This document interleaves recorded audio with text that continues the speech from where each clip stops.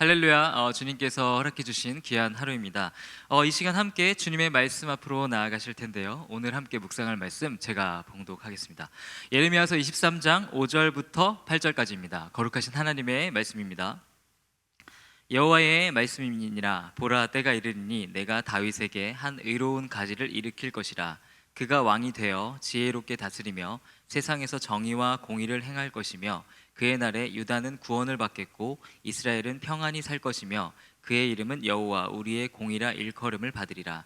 그러므로 여호와의 말씀이니라. 보라, 날이 이르리니 그들이 다시는 이스라엘 자손을 애굽 땅에서 인도하여 내신 여호와의 사심으로 맹세하지 아니하고 이스라엘 집 자손을 북쪽 땅 그 모든 쫓겨났던 나라에서 인도하여 내신 여호와의 사심으로 맹세할 것이며 그들이 자기 땅에 살리라 하시니라. 아멘.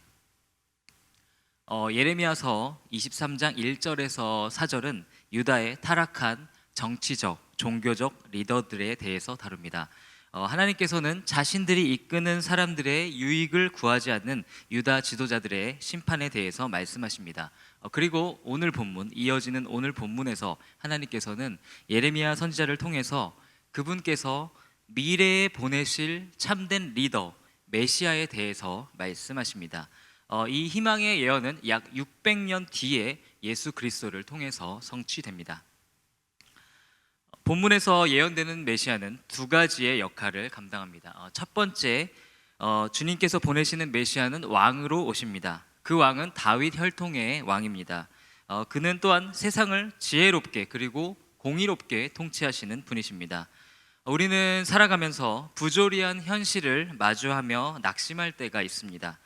의를 행하는 사람이 억울한 일을 당하기도 하고 악인들이 떵떵거리며 살아가는 것을 보게 되기도 합니다. 힘이 있는 자들의 횡포로 무고한 사람들이 고통을 당하는 경우도 있습니다.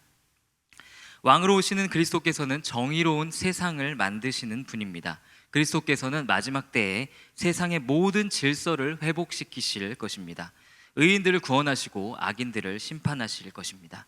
정의로운 왕께서 세상을 통치하시는 때가 다가오고 있음을 믿을 때 우리는 다시 한번 희망을 가질 수 있습니다. 불공평한 세상을 살아가지만 때론 너무나 억울할 때도 있고 낙심할 때도 있지만 우리 주님을 바라보며 정의로우신 예수님을 바라보며 용기를 가지고 살아갈 수 있습니다. 그리스도께서 왕으로 오신다는 메시지는 우리 개인의 삶에도 중요한 의미가 있습니다. 그리스도께서 우리의 삶을 다스리실 때 무질서했던 우리의 삶은 질서가 잡히게 됩니다. 혼란스럽고 공허했던 우리의 삶은 정돈되고 의미를 찾게 됩니다. 술에 취한 사람이 운전하는 차에 함께 타고 있거나 또는 어린아이가 운전하고 있는 차에 타고 있다는 상상을 한번 해보십시오. 그 시간은 정말 아찔할 것입니다.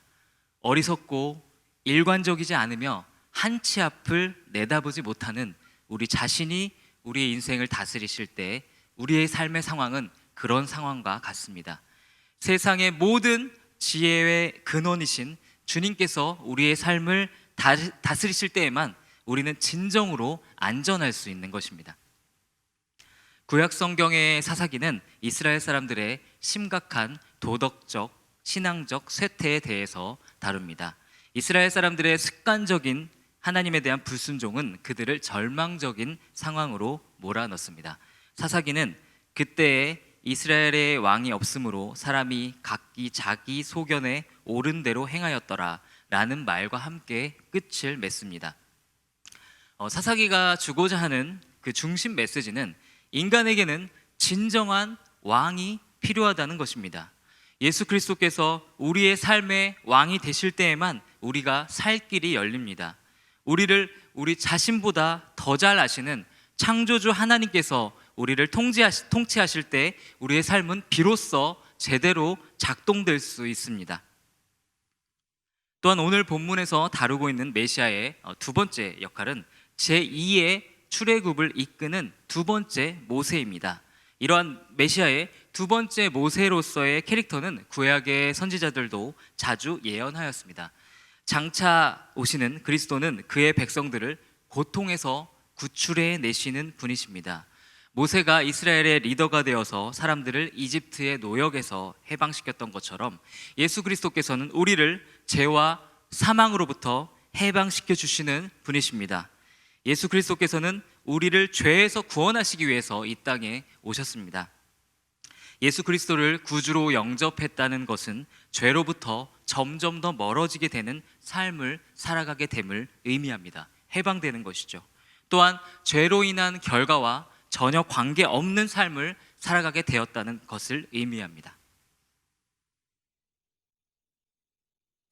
오늘 본문의 마지막 절에서 예레미야는 주님의 사람들이 쫓겨났던 모든 나라에서 자기의 땅으로 돌아오게 될 것임을 예언합니다.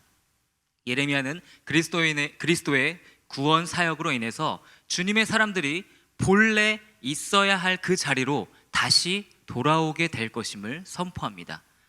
그리스도께서 우리의 삶을 인도하실 때 우리의 삶은 더 이상 저주 아래에 있는 삶이 아니라 하나님의 형상다운 삶으로 변화되게 됩니다. 더 이상 죄악을 사랑하지 않게 되고 의를 사랑하게 될 것입니다. 우리 어둡고 무기력했던 일상에 생명력이 넘치게 됩니다.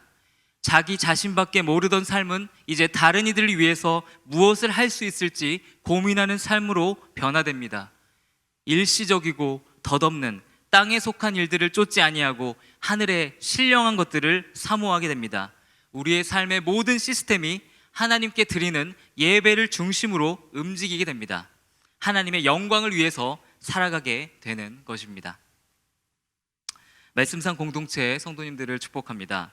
오늘 본문은 우리에게 참으로 복된 소식을 전해주고 있습니다. 그리스도께서는 우리의 왕으로 오시는 분이십니다.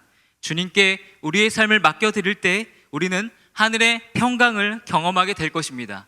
세상이 이해할 수 없는 형통함을 누리게 될 줄 믿습니다. 어떤 상황에서도 왕 대신 그리스도와 함께 안전하게 살아가게 될 것입니다. 또한 예수 그리스도께서는 우리를 죄와 사망의 권세로부터 구원해 주시는 분이십니다. 우리가 예수님을 우리의 주님으로 모셔드릴 때 우리는 비로소 죄의 속박으로부터 자유케 되고 하나님의 형상답게 거룩하게 살아가게 될 것입니다. 더 이상 저주 아래에 있는 존재가 아닌 하나님의 자녀로서 권세를 누리며 살아가게 될 줄 믿습니다. 하나님께서 보내신 참된 왕이시자 구원자이신 예수 그리스도께서 여러분들의 삶의 현장에 오늘도 함께 하십니다. 그분을 의지하며 복된 삶을 살아가시기를, 주님의 축복을 누리시기를 주님의 이름으로 기도합니다. 다 같이 기도하시겠습니다. 주님, 우리가 우리의 삶의 왕이신 그리스도, 우리를 죄와 사망에서 구원하신 그리스도를 항상 기억하며 의지하며 살아가게 하여 주옵소서. 예수님의 이름으로 기도드립니다. 아멘.